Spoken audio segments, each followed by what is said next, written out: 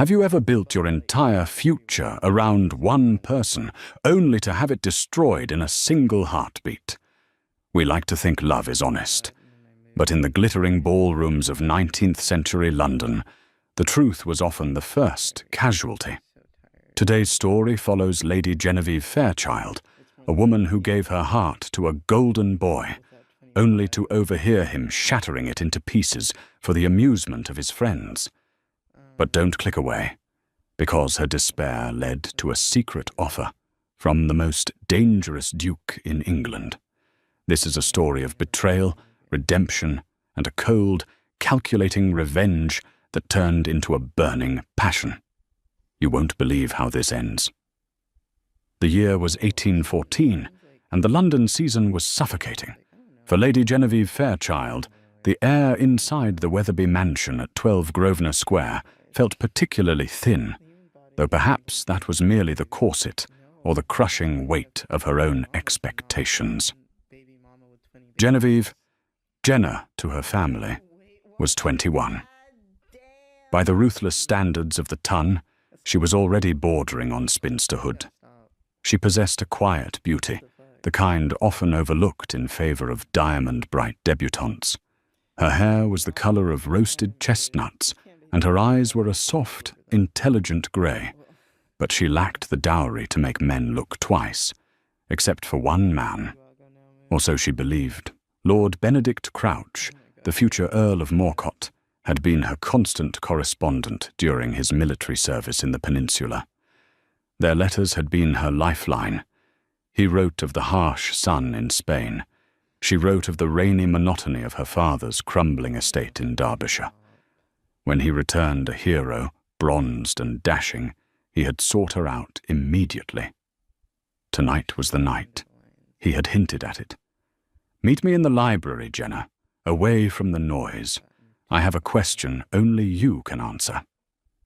Her heart hammered a frantic rhythm against her ribs as she slipped away from the crowded ballroom. The music, a lively reel, faded as she hurried down the velvet-carpeted corridor. She reached the heavy oak doors of the library. They were slightly ajar. She raised her hand to push them open, a smile trembling on her lips, when a voice stopped her. It was a voice she knew better than her own. "Oh, come now, Benedict." A slur of laughter followed. It was Sir Thomas Avery, a man known for his gambling debts and loose tongue. "You cannot be serious. The Fairchild girl? She's as plain as a parish sermon." Genevieve froze. Her hand hovered over the wood. "Needs must, Thomas," Benedict's voice replied. It wasn't the warm, tender baritone she knew. It was cold, drawling, and steeped in boredom. "My father has tightened the purse strings. The Fairchild estate borders Morcott land. It's a strategic acquisition, nothing more. A man has to eat, and if I have to choke down a dry crust of bread to get to the feast, so be it." "Ah, dry crust!" Another man roared with laughter. "God, you're a martyr, Crouch. But surely she expects affection. The girl looks at you like you hung the moon." "That's the beauty of it," Benedict said, and Genevieve could practically hear the smirk in his voice. "She is so desperate for love, so pathetic in her adoration, that I won't have to do much. A few kind words, a touch on the hand, and she'll be grateful for the scraps.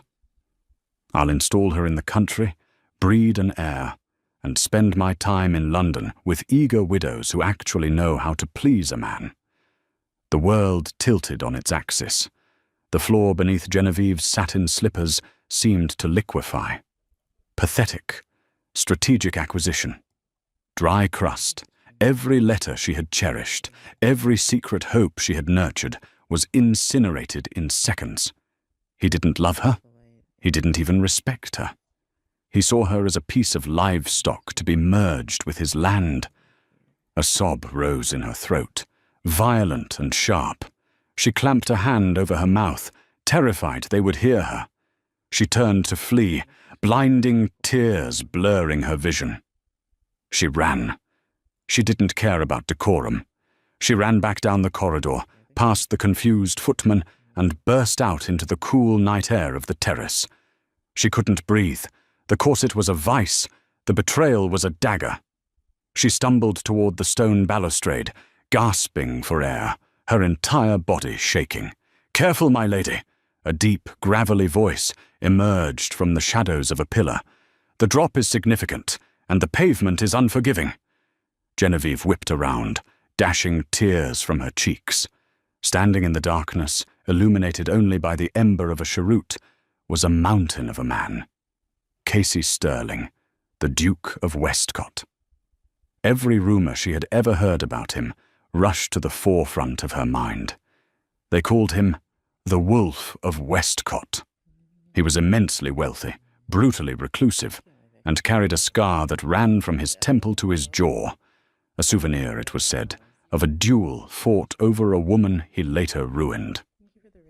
"Your Grace," she choked out, dipping into a clumsy curtsy. I apologize. I did not see you." He stepped into the moonlight. He was terrifying. Tall, broad-shouldered, with eyes as black as obsidian, and that jagged scar disrupting the harsh lines of his face. He looked at her not with pity, but with a clinical, intense curiosity. "You were listening at the library door," he stated. It wasn't a question. Genevieve went pale. I was in the alcove across the hall," Casey said, taking a drag of his smoke. "I heard Crouch. He has a carrying voice for a man with such a small soul." Genevieve felt the humiliation burn her skin. "Please, do not tell anyone. If they know I was rejected before I was even proposed to, if they know I was so foolish." "Foolish?" Casey flicked the ash away. "You weren't foolish. You were deceived. There is a difference." He stepped closer, towering over her. "The question is, Lady Genevieve, now that you know the truth, what are you going to do about it?" Genevieve stared at the Duke. "Do? I can do nothing. I must leave. I must return to Derbyshire and hide my face." "And let him win?" Casey tilted his head.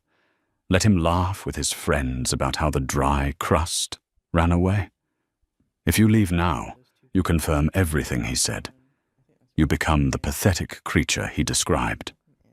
His words were harsh, but they acted like smelling salts. They woke her up. "What choice do I have?" she whispered. "He is the future Earl. I am nobody." "You are a woman who knows his secret," Casey said softly. "He is broke. He is desperate. And you." He looked her up and down, his dark eyes lingering on her tear-stained face. "You are in need of a shield." Before she could ask what he meant, the terrace doors opened. Jenna, are you out here?" It was Benedict. He sounded so worried, so perfect. A minute ago, that voice would have made her heart soar. Now, it made her bile rise. Benedict stepped onto the terrace, spotting her. He didn't see the Duke in the shadows immediately. "Oh, my dear, there you are. I've been looking everywhere. You ran off so suddenly." He approached her, reaching for her hands. "I was worried you were unwell. I have been waiting all evening to ask you something important." He was going to do it. He was going to propose right now to secure his acquisition. Genevieve trembled. She wanted to scream. Lady Genevieve was just feeling faint. Casey's voice cut through the air like a whip crack. Benedict jumped, spinning around. His charming mask slipped for a fraction of a second, revealing annoyance before smoothing back into deference. "Your Grace, I didn't realize you were occupied." "I found her ladyship in distress," Casey lied smoothly, stepping out of the shadows to stand beside Genevieve. The physical difference between the two men was stark. Benedict was pretty and polished. Casey was raw power and darkness. "Thank you, Westcott," Benedict said stiffly. "I can take care of her now. Jenna, come." He reached for her again, a possessive glint in his eye. Genevieve looked at Benedict's hand, the hand that would take her money and pat her head like a dog. Then she looked at Casey. The Duke's face was unreadable, but his presence was a fortress. "Actually," Genevieve said, her voice shaking but louder than she expected, "I think I should like to stay here a moment longer. The air is clearing my head." Benedict's smile tightened. "Jenna, don't be silly. People will talk if you are out here, alone with His Grace." "Let them talk," Casey rumbled. He turned his black eyes to Genevieve. "I was just about to make Lady Genevieve an offer." Benedict laughed nervously. "An offer? For what? A dance?" Casey ignored him. He looked strictly at Genevieve. "I am in need of a wife, Lady Genevieve. My estate is vast, my fortune is burdensome, and I require a duchess who possesses intelligence and resilience. I have no patience for the vapid games of the court. I heard you in the library hall, not just weeping, but holding your silence. You have dignity." The silence on the terrace was deafening. Benedict's mouth dropped open. You are proposing to her," Benedict sputtered.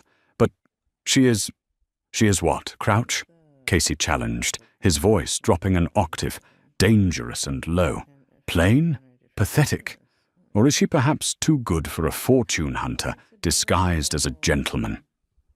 Benedict flushed a violent red. He looked from the scarred Duke to the trembling Genevieve. He knew he couldn't win a duel of words or swords with the Wolf of Westcott. "You're making a mistake, Jenna," Benedict hissed, his facade crumbling entirely. "He's a monster. Ask anyone." "I would rather a monster who speaks the truth," Genevieve said, finding a reserve of steel in her spine she didn't know existed, "than a prince who speaks lies." Benedict sneered, turned on his heel, and stormed back inside.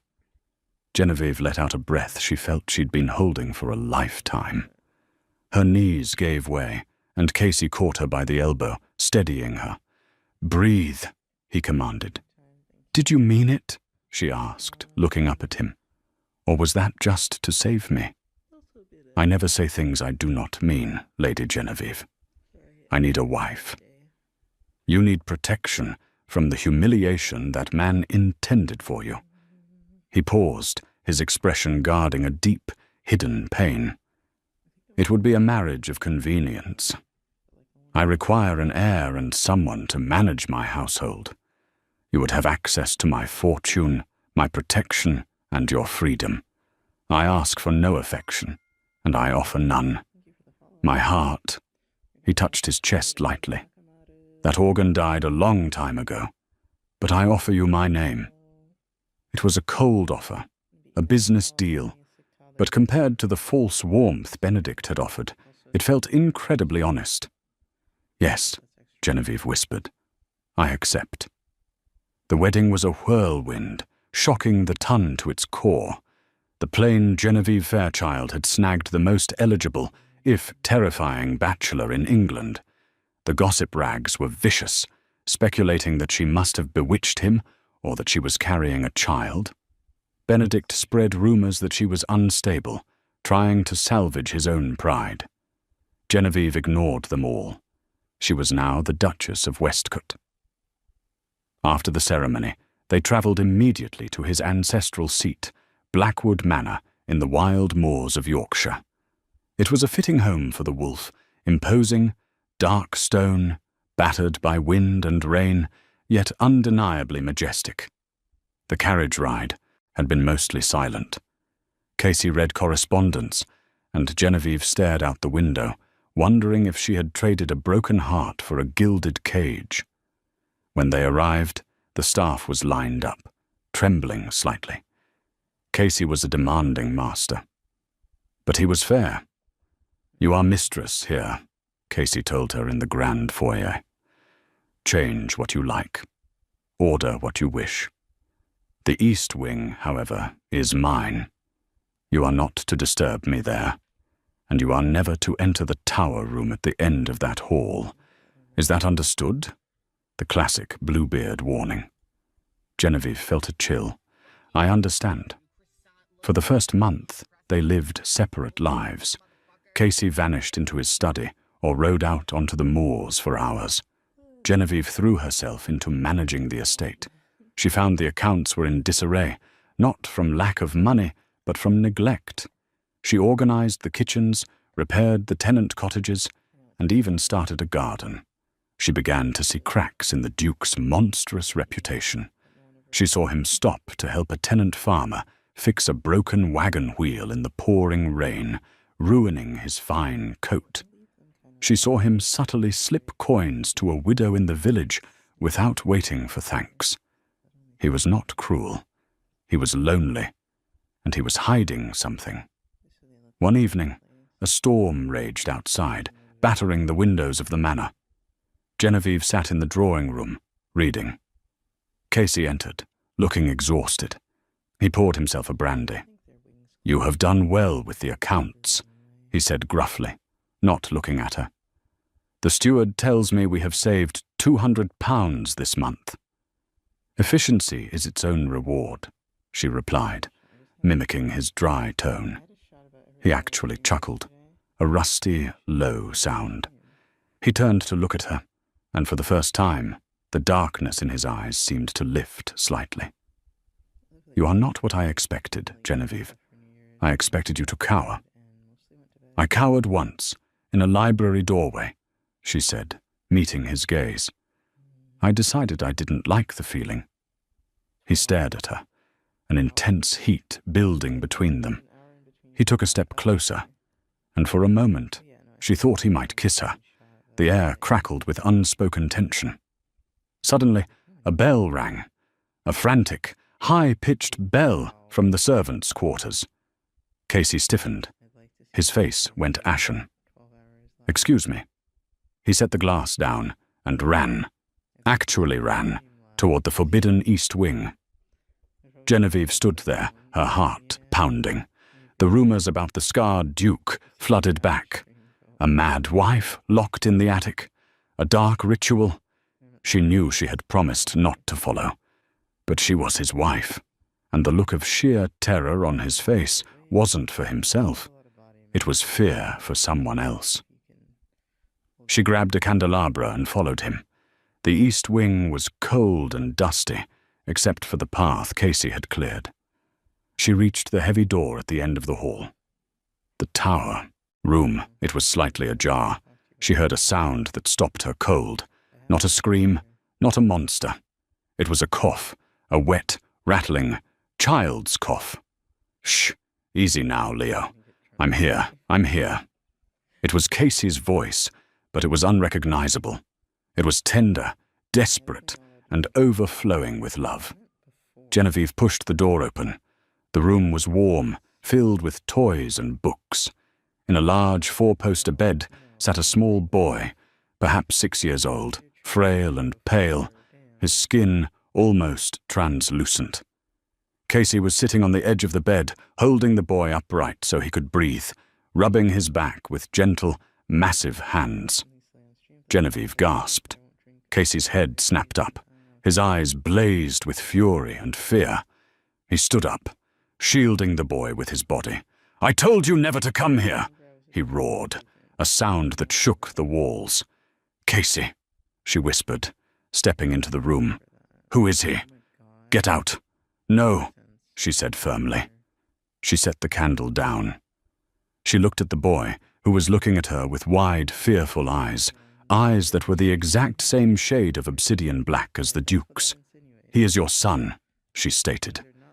Casey slumped, the fight draining out of him. "He is my sin," he rasped, "and my life. And if the world finds out about him, they will destroy him." The silence in the tower room was broken only by the boy's ragged breathing and the wind howling against the stone walls. Casey stood like a cornered animal, his body tense, ready to physically remove Genevieve from the room if necessary. But Genevieve did not back away. She did not look at the child with the disdain the ton reserved for base-born children. She looked at him with the practical soft eyes of a woman who had spent years nursing her own hypochondriac father. She moved past Casey. "He is burning up," she said, her voice calm, though her hands trembled slightly as she touched the boy's forehead. "The fire is too hot, Casey. The air is dry. It's making his chest tight." Casey blinked, the aggression faltering. The doctor said, "The doctor is an old fool if he thinks stifling a child in a dusty tower is a cure." She snapped gently. She went to the bedside table, poured a glass of water, and held it to the boy's lips. "Drink, Leo." Slowly. The boy, Leo, looked up at her over the rim of the glass. He had his father's dark curls, but a softness in his features that was entirely his own. He drank, his coughing subsiding into a wheeze. "Who are you?" Leo whispered, his voice small. "I am Genevieve," she said, smoothing the hair back from his damp forehead. "I am your father's friend, and I am going to help you breathe." Casey watched, stunned. He had expected screaming. He had expected her to pack her trunks and leave, citing the breach of contract. A duchess didn't raise a bastard. "Why?" Casey asked, his voice rough as he stepped closer. "Why are you doing this?" Genevieve turned to him. "Because he is a child, Casey, and he is yours." Later that night, after Leo had fallen into a fitful sleep, Casey and Genevieve sat by the dying embers of the fire in the nursery. The barrier between them had shattered. "His mother," Casey began, staring into the flames, "was not a lady of the court. Her name was Marguerite. She was a governess I met in Vienna during my grand tour. She was brilliant, kind, and entirely unsuitable for the Duke of Westcott." He poured himself a drink from a flask, his hands shaking. "I married her," he confessed. Genevieve's eyes widened. You are a widower?" "In the eyes of God, yes. But in the eyes of English law, it is complicated. We married in a small chapel in the Austrian Alps. But when we tried to return to England, the carriage—" He touched the scar on his face, his expression twisting in agony. "It wasn't a duel, Jenna. It was bandits. They attacked our carriage near the border. I fought them off, but the carriage overturned. Marguerite." He couldn't finish the sentence. The silence told the rest of the tragic story. "She died giving birth to Leo amidst the wreckage," he whispered. "I survived, scarred and broken, with a newborn infant. The marriage certificate was lost in the chaos. The priest who married us died of typhus a month later. I had no proof. To the world, Leo is a bastard. If I tried to claim him as my heir without proof, the crown would intervene. My cousin, a man who would sell his own mother for a sovereign, would challenge the succession. He would have Leo declared a fraud and cast out. So you hid him," Genevieve realized. "To protect him? I brought him here. I told the world I was a recluse because I hated society. The truth is, I couldn't leave him. He has weak lungs. The London smog would kill him. I have spent every penny I have on doctors, tutors, and treatments." He looked at her, his eyes pleading. "He is my life, Genevieve. I didn't tell you because I couldn't risk you using him against me. I thought you would be like the others." Genevieve reached out and took his large, scarred hand in hers. "You foolish man," she said softly. "You thought I would hate a child because of a piece of paper? I know what it is to be judged for what you lack, Casey. Benedict judged me for my lack of fortune.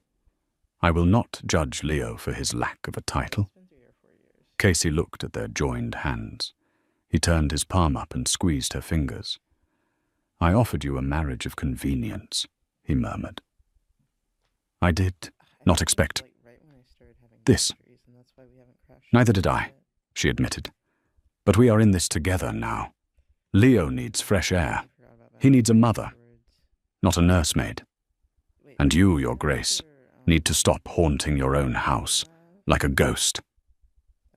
For the first time since the night on the terrace, the Wolf of Westcott didn't look frightening.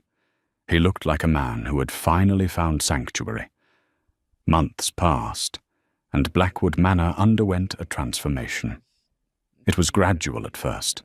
The heavy velvet drapes that had turned the house into a tomb were pulled back, letting the crisp Yorkshire sunlight flood the hallways. The dust was swept away, and the sound of silence was replaced by something far more dangerous: laughter. Genevieve had moved Leo from the tower room to a bright, airy suite overlooking the gardens. Under her care and her strict orders for fresh air and nutritious broths, the boy began to thrive. He gained weight. The color returned to his cheeks. And as the boy healed, so did the father. Casey no longer vanished for days. He began to join Genevieve and Leo for picnics on the edge of the moors. One golden afternoon in July, Genevieve sat on a checkered blanket, watching Casey teach Leo how to fly a kite. The Duke was laughing. It was a rich, booming sound that startled the birds from the trees. He was running, his long coat flapping behind him, as Leo squealed with delight, chasing the paper bird in the sky. Genevieve felt a warmth spread through her chest that had nothing to do with the sun. She had married him for protection. She had stayed for duty. But now... "He looks happy," a voice said. Genevieve looked up. It was Mrs. Gable, the housekeeper, holding a tray of tea. "He is happy," Genevieve replied. "I haven't seen the master smile since before Vienna," Mrs. Gable said, wiping a tear from her eye. "You have performed a miracle, Your Grace." It felt like a miracle. But miracles are fragile things. The idyll was shattered 2 weeks later. A carriage rolled up the long gravel drive of Blackwood Manor. It bore the crest of the Crouch family. Genevieve was in the garden cutting roses when the footman announced the visitor. "Lord Benedict Crouch and Sir Thomas Avery, Your Grace." The blood drained from her face. She dropped her basket. "Here? Why?" "They claim they were travelling north for a hunting party and wished to pay their respects to the Duke and Duchess." It was a lie. Benedict was sniffing around. "Where is the Duke?" she asked frantically. "He is in the library, Your Grace." "And Leo?" "Master Leo is in the stables with the grooms." "Keep him there," she ordered. "On no account is Lord Benedict to see the child. Do you understand?" Genevieve smoothed her dress, steeled her nerves, and walked into the drawing room. Benedict stood by the fireplace, looking as handsome and polished as ever, though his coat was slightly frayed at the cuffs, a sign that his debts were catching up with him. Sir Thomas, his sycophantic friend, stood by the window. "Jenna!" Benedict exclaimed, turning with a bright, fake smile. He moved to kiss her hand. "My God, look at you. You look robust. Country life suits you." He meant it as an insult, implying she had gained weight or looked rustic, but Genevieve didn't flinch. "Lord Benedict," she said coolly, withdrawing her hand. "To what do we owe the pleasure? We are quite far off the beaten path." "Oh, just passing through." Benedict waved a hand dismissively. "I must admit, curiosity got the better of me. The ton is rife with rumors. They say the Duke keeps you locked away like a prisoner. I wanted to ensure my dear old friend was safe." "I am perfectly safe and very happy," Genevieve said. "Your concern is touching, though unnecessary." The door opened, and Casey entered. The temperature in the room seemed to drop 10 degrees. He loomed over Benedict, his scar looking particularly jagged in the afternoon light. "Crouch," Casey growled. "You have 5 minutes to state your business and remove yourself from my land." Benedict chuckled nervously, stepping back. "Hospitality as warm as ever, Westcott.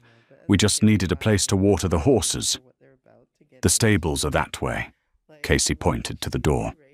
"Actually," Sir Thomas piped up from the window, "I was admiring your grounds. You have a magnificent estate, Duke, though I must ask, who is the young lad riding the pony in the paddock?" Genevieve's heart stopped. The stables were visible from the window. Casey went rigid. "The son of a groom," he lied instantly. "A groom's son?" Benedict walked to the window, squinting. "Dressed in velvet breeches, and riding a purebred pony? My, you treat your servants well." Benedict turned back, his eyes gleaming with a predatory light. He had found the loose thread. "He looks remarkably like you, Westcott," Benedict said softly. "Same black hair. Same bearing." "Leave," Casey said, his voice low and deadly. He took a step toward Benedict, his hands balling into fists. Of course," Benedict said, raising his hands in mock surrender. "We are going. But you know, Westcott, the legitimacy of a line is a serious matter. If one were to harbor unreported assets, well, it would be a scandal. Perhaps even treason if one were to try to pass off a bastard as a peer." He let the threat hang in the air. He didn't know the whole truth, but he knew enough to destroy them. Benedict bowed to Genevieve. "Until we meet again, Duchess. I have a feeling we shall be speaking very soon." As soon as the carriage rattled away, Casey turned to Genevieve. The color was gone from his face. "He knows," Casey rasped. "He suspects," Genevieve corrected, her mind racing. "He is fishing for money, Casey. He is broke. He wants to blackmail you. If he digs, he will find out there is no marriage certificate for Marguerite." Casey paced the room, running a hand through his hair. "He will write to the cousin. He will bring the Lunacy Commission down on us to check my sanity for raising a bastard in the Manor. They will take Leo away to a workhouse." "No," Genevieve said firmly. "They will!" Casey roared, smashing his fist onto the table. "I cannot protect him from the law, Genevieve. I have money, but I do not have the proof." "Then we get the proof," Genevieve said. Casey stopped. "What?" "You said the certificate was lost in the wreckage. You said the priest died." Genevieve walked over to him, grabbing his lapels and forcing him to look at her. "But you also said you were in the Austrian Alps. The church keeps records, Casey. Even if the priest died, there is a registry.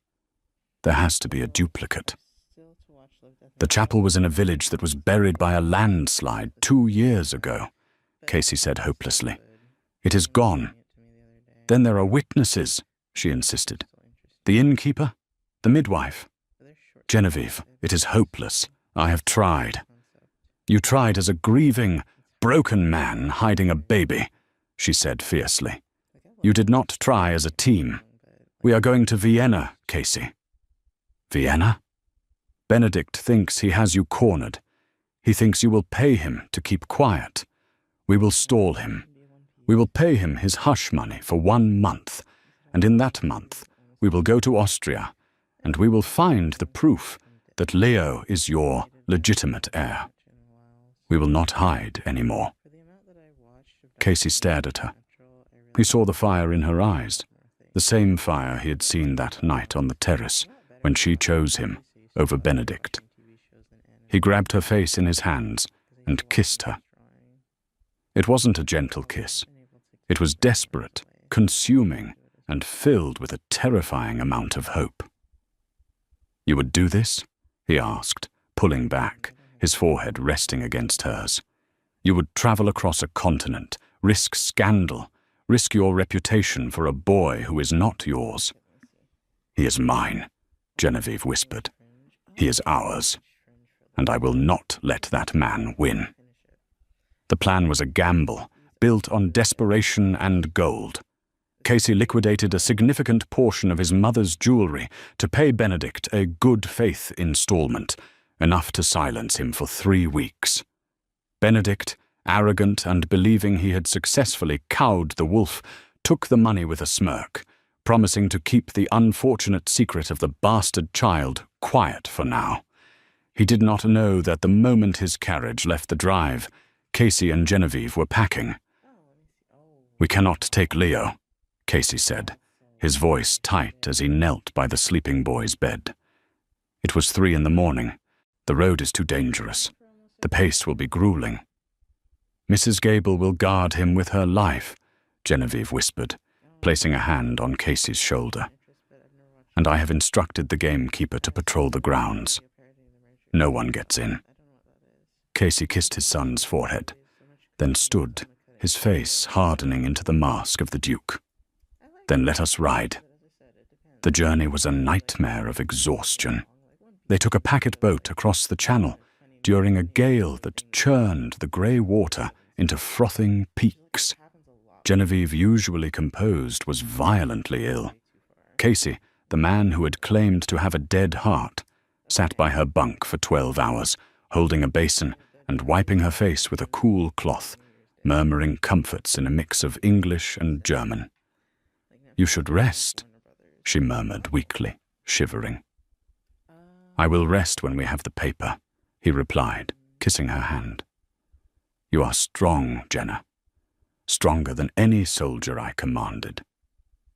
They landed in Calais and purchased a light, fast carriage. They drove through France and into the German states, stopping only to change horses. They slept in the carriage, their bodies jostled against each other, exhaustion stripping away the last remnants of formality.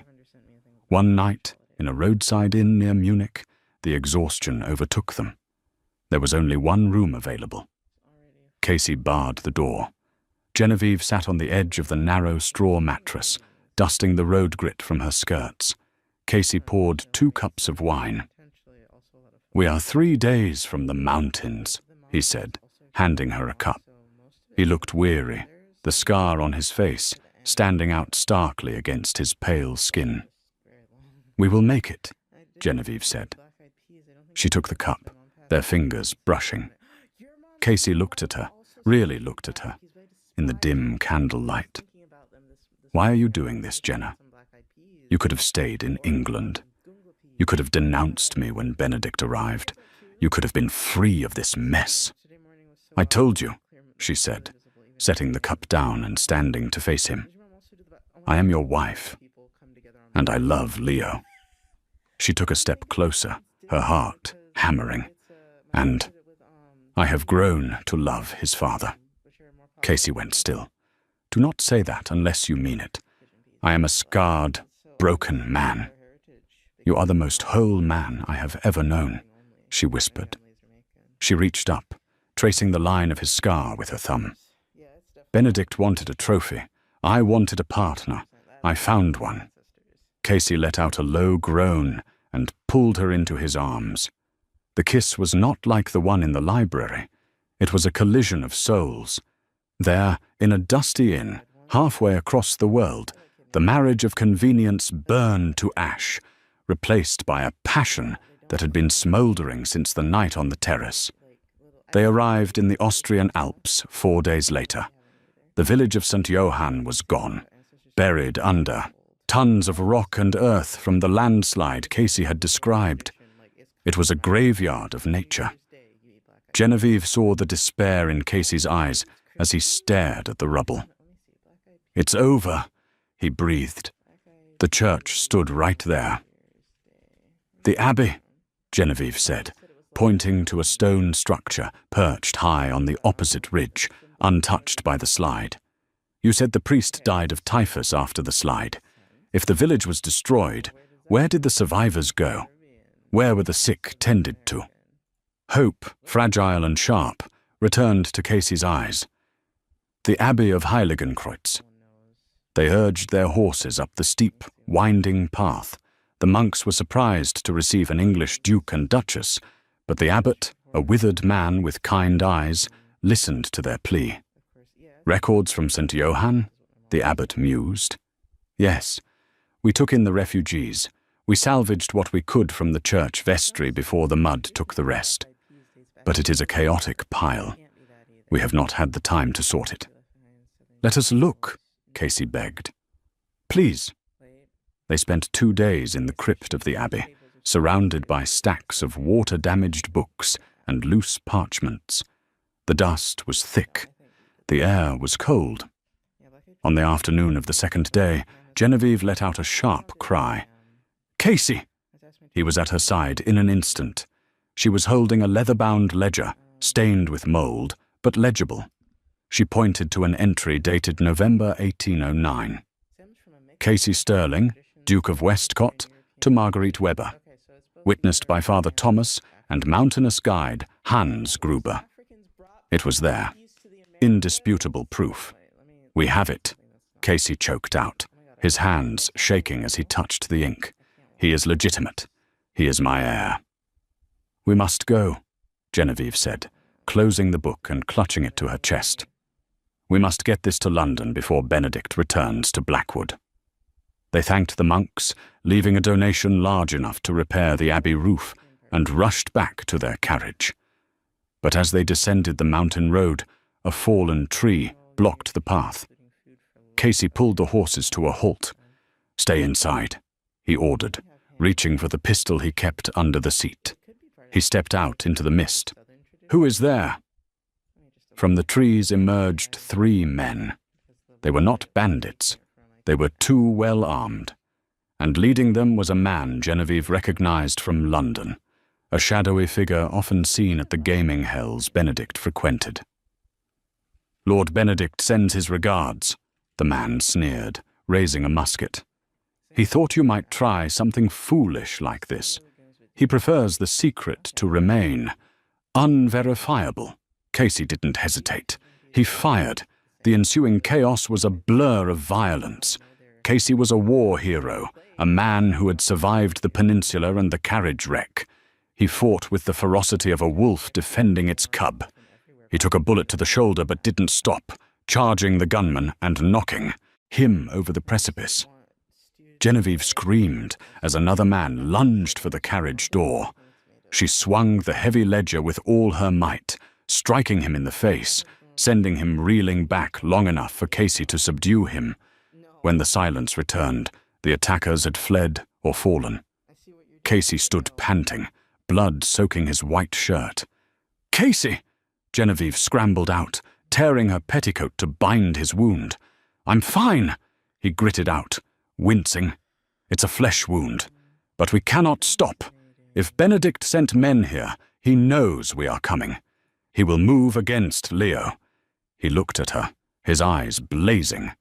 "Drive the carriage, Jenna. I can shoot, but I cannot hold the reins."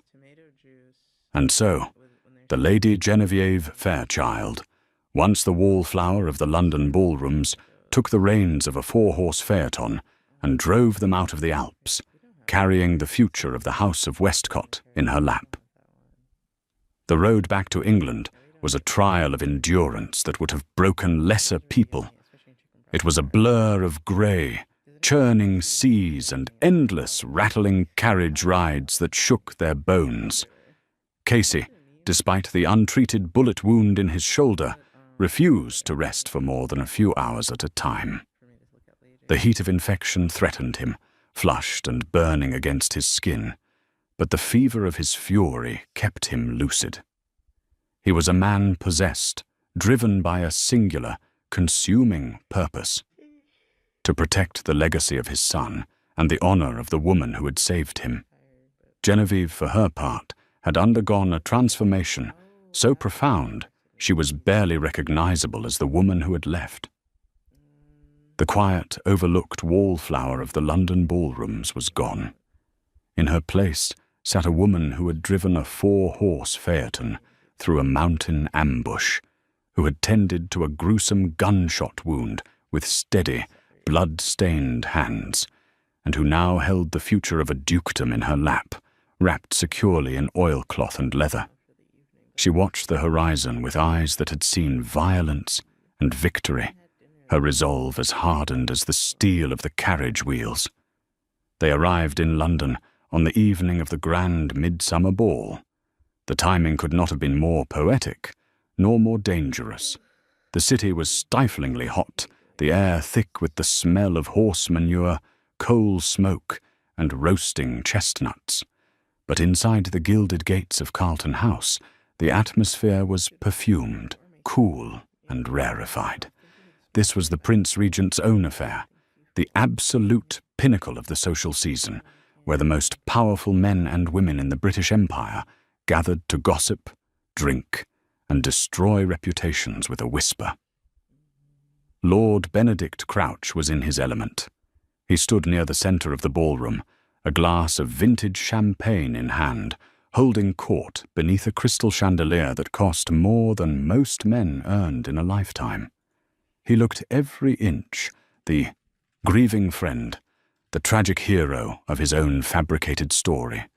His cravat was tied to intricate perfection, his coat was of the finest cut, and his expression was a carefully practiced mask of sombre, dignified resignation. It is a tragedy, truly, a loss that sits heavy on my heart, Benedict was saying to a circle of rapt listeners, which included the influential Lady Jersey and several high-ranking members of the House of Lords. He sighed, a sound that seemed to carry the weight of the world, perfectly calibrated to elicit sympathy. I did everything I could to help him. But Westcott, poor, tortured Casey, he has always been unstable. The war, you know, the peninsula. It broke something in him that never healed. And the rumours, Lady Jersey asked, her fan fluttering like a hummingbird's wing, her eyes bright with the hunger for scandal. About a child. Benedict lowered his voice, leaning in as if sharing a state secret, creating an intimate conspiracy with his audience. Worse than rumours, I'm afraid. Delusions. Deep, dangerous delusions. He has been hiding a base-born child in the attic of Blackwood Manor, convinced the boy is his legitimate heir. I tried to reason with him, to save him from the inevitable scandal, but he fled. He dragged that poor Fairchild girl, Lady Genevieve, into his madness. I fear for her safety. Indeed, I have received word from the continent that they were lost in the Alps, a terrible accident on a mountain pass. He paused to let the horror sink in, taking a slow, contemplative sip of his champagne, watching the shock ripple through the group. I shall, of course, have to petition the Crown, Benedict continued, his voice heavy with false reluctance. With Casey gone, and no legitimate heir to the title, the Westcott estates must be managed. It is a burden I do not wish for, but as his closest friend and nearest male relative, I must do my duty to the line.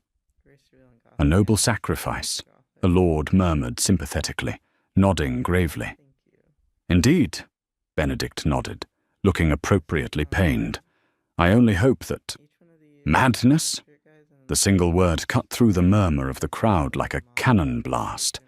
It was not a shout, but a deep, resonant boom that vibrated against the walls, commanding instant silence. The orchestra faltered and stopped. The chatter died in throats. All heads turned toward the grand archway of the entrance hall.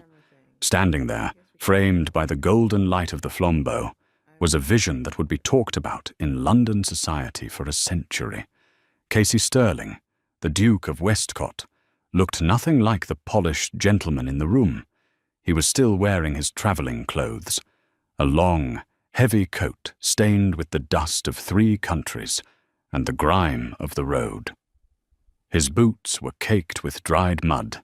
His left arm was bound in a crude sling made from strips of white petticoat, the fabric stark against his dark coat, stained with a blooming flower of fresh, bright red blood. His face was gaunt, his skin pale from blood loss, and the jagged scar that bisected his cheek stood out in violent relief. But his eyes were burning with a cold, terrifying fire that froze the blood of anyone who met his gaze, and beside him stood Genevieve. She was no longer the plain girl in the corner. She wore a crumpled traveling dress. Her hair was wind-blown and escaping its pins, and there were dark circles of exhaustion bruised under her eyes.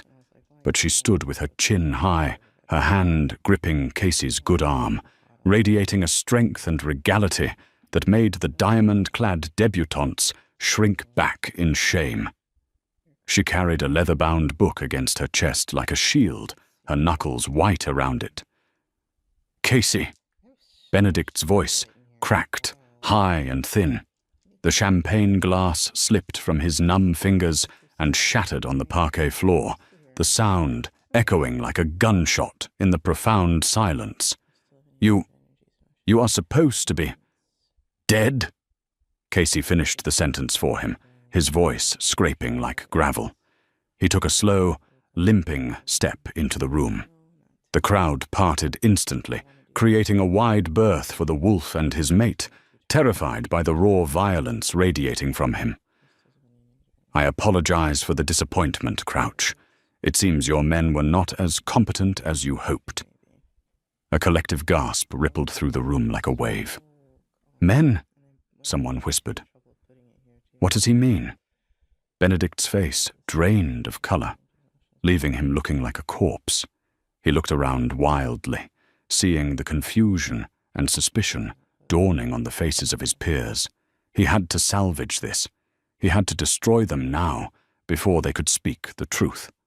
"This man is unwell," Benedict shouted, pointing a trembling finger at Casey. Panic made his voice shrill and desperate. "Look at him. He is deranged. He has been dragging his wife across Europe on a chase for phantoms. He has a bastard child he claims is a marquis. Someone call the guards. He is a danger to the prince." "I have been raising my son," Casey said, his voice calm, steady, and carrying to the very back of the vaulted hall. He did not shout. He did not need to. The authority in his tone was absolute. "Leopold Sterling, the Marquis of Blackwood, and I have returned to claim his place among his peers." "A lie!" Benedict screamed, abandoning all decorum, sweat flying from his brow. "The mother was a whore, a camp follower. There was no marriage. You have no proof. It is a fraud." Genevieve stepped forward then. She released Casey's arm and walked into the center of the room, alone. She looked Benedict in the eye, and for the first time, he saw the steel that lay beneath her quiet exterior. "We do not traffic in lies, Lord Benedict," she said, her voice clear and ringing like a bell in the frosty air. "That is your trade." She lifted the heavy, water-stained ledger high for all to see. "This is the parish registry from the Church of St. Johann in the Austrian Alps," she announced to the room. "It was recovered from the Abbey of Heiligenkreuz, where it was kept safe after the landslide destroyed the village. It is signed by the presiding priest, Father Thomas, and witnessed by the guide, Hans Gruber." She turned from Benedict and walked directly toward the dais at the far end of the room, where the Prince Regent sat, watching the unfolding drama with grotesque fascination. He loved nothing more than a scandal, especially one that played out in his own drawing room. Genevieve curtsied low, wincing as her stiff, bruised muscles protested, but she rose gracefully. "Your Royal Highness," she said, presenting the book with both hands, "I present to you the irrefutable proof of the legitimacy of Leopold Sterling, true-born son of the Duke of Westcott, and his late wife, Marguerite Sterling." The prince signaled for his equerry to bring the book to him. The room held its breath. The only sound was the rustle of parchment as the prince turned the damp, mold-scented pages. He adjusted his spectacles, peering at the entry Genevieve had marked with a ribbon. He read it once. He read it twice. Then he looked up, his heavy face breaking into a satisfied, cruel smirk. He looked at Benedict, who was now trembling visibly. "It appears to be an order," the prince declared, his voice booming. "The seal is authentic. The entry is clear. The boy is legitimate." The declaration broke the dam. The room erupted into a frenzy of whispers and exclamations.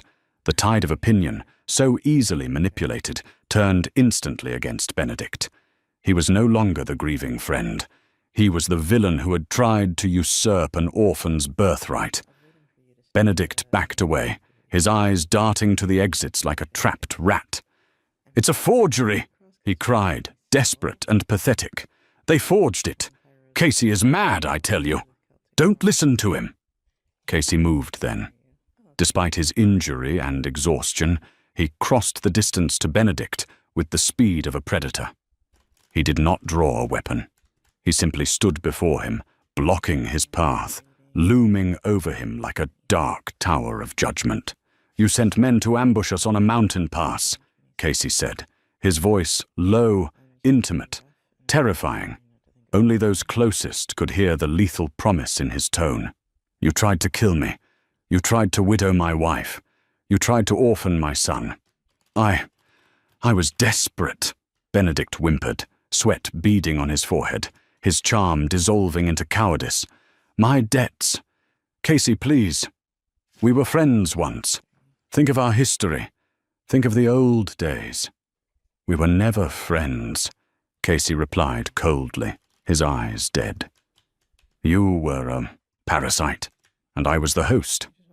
But that ends tonight." Casey leaned in closer, his dark eyes boring into Benedict's soul. "I could challenge you. I could kill you right here, and the law would call it justice. But you are not worth the stain on my boots."